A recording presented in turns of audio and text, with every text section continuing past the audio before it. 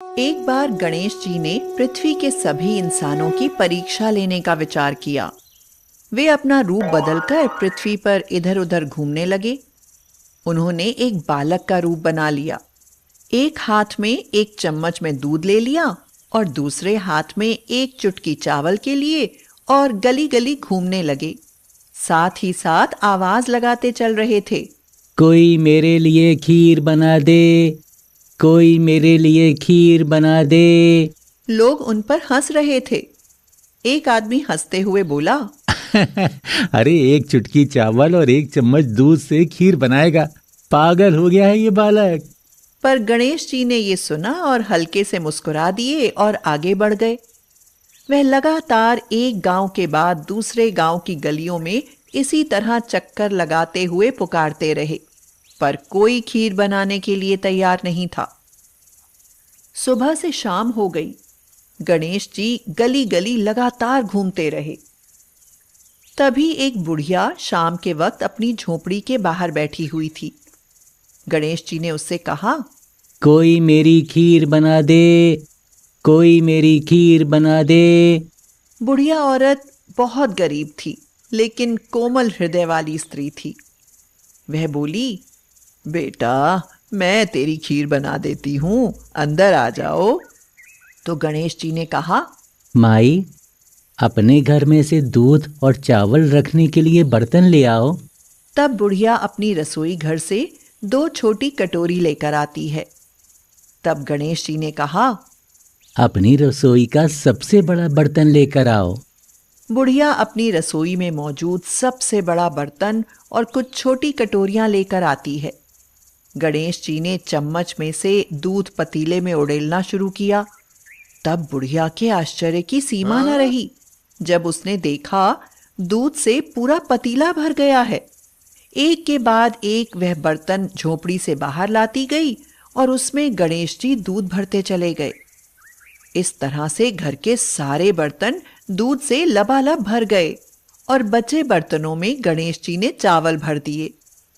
गणेश भगवान ने बुढ़िया से कहा, मैं स्नान करके आता हूँ, तब तक तुम खीर बना लो।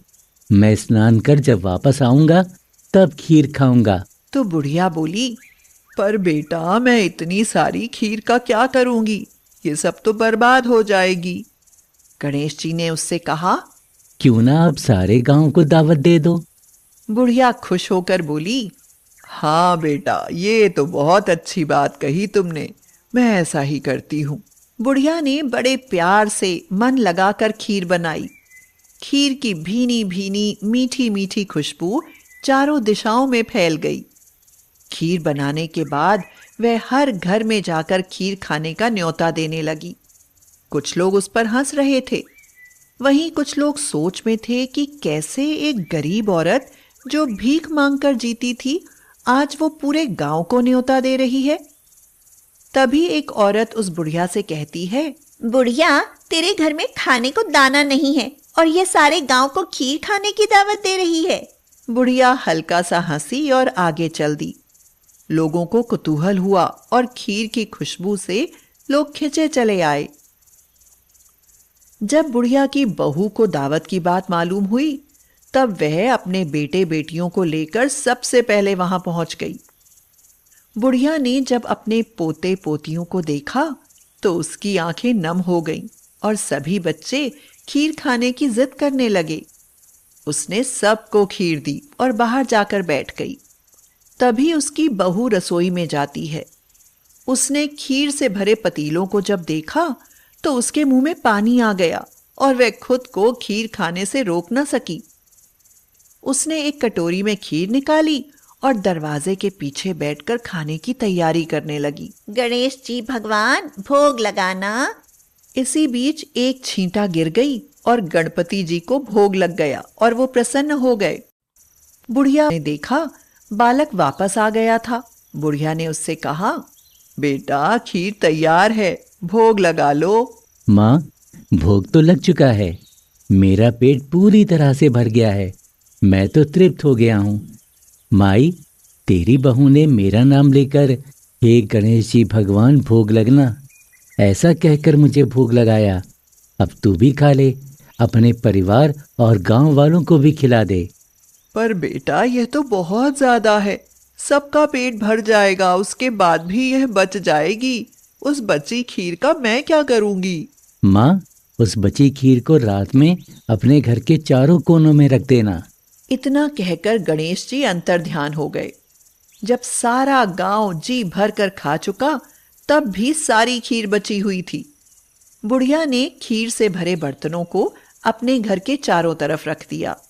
रात शांति से बीत गई और जब सुबह आंखें खुली तो उसने देखा कि उसके खीर वाले पतीलों में खीर के स्थान पर सोने, हीरे, जवाहरात और मोती भर गए हैं।